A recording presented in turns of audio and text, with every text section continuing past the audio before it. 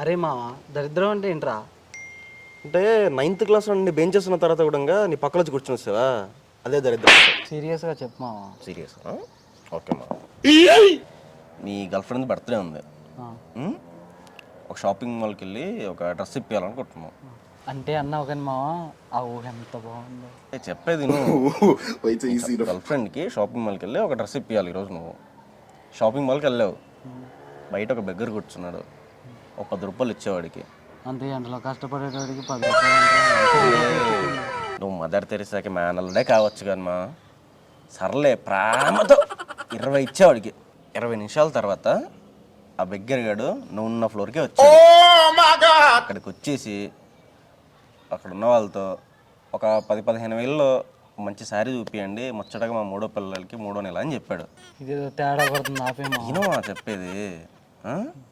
మనోడు శారీ తీసుకున్నాడు, బిల్లు వేయించుకున్నాడు.